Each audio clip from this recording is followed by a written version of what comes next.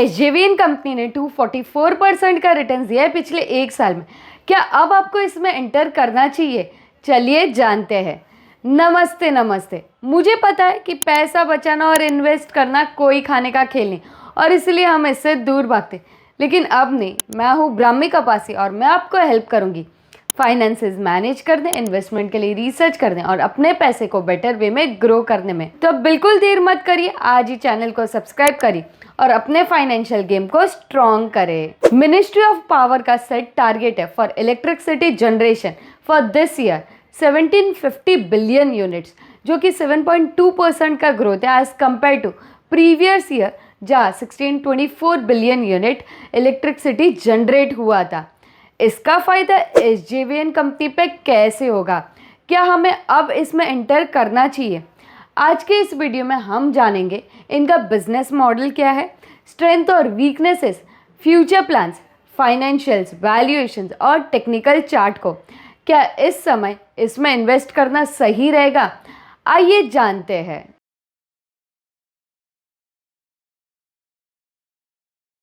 चलिए शुरू करते हैं। एसजेवीएन एक पीएसयू कंपनी है जो जनरेट और सेल करते हैं इलेक्ट्रिसिटी को from hydro, wind, solar and thermal resources. ये इनकॉर्पोरेट हुई थी 1988 में और ये एक जॉइंट वेंचर है between government of India and state government of Himachal Pradesh.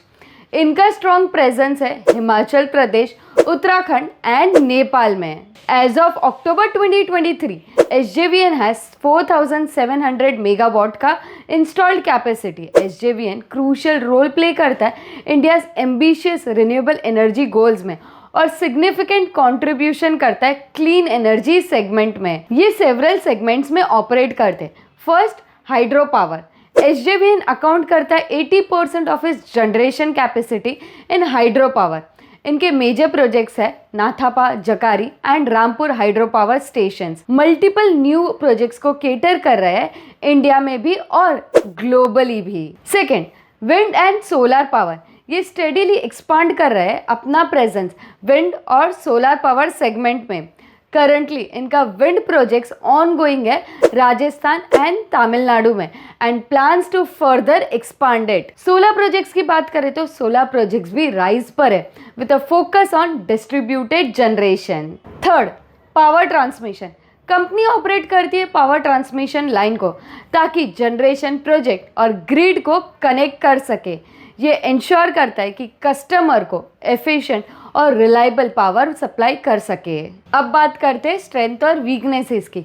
Strengths की बात करें तो फर्स्ट, ये एक पीएसयू कंपनी, तो स्ट्रॉन्ग सपोर्ट है गवर्नमेंट का जो एक सिग्निफिकेंट एज प्रोवाइड करता है as compare to competitors.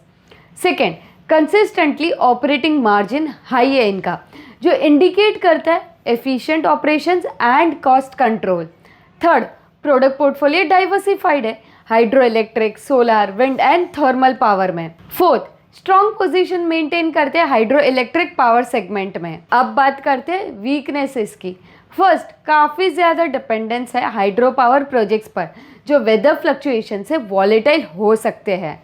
Second, thermal power की कैपेसिटी अभी काफ़ी लो है which needs to be worked upon. SJVN company के कुछ मेजर प्रोजेक्ट्स ऑन गोइंग है like first, Luhri stage 1 hydroelectric project for 210 megawatt in Himachal Pradesh जो एक्सपेक्टेड है to be commissioned by March 2024।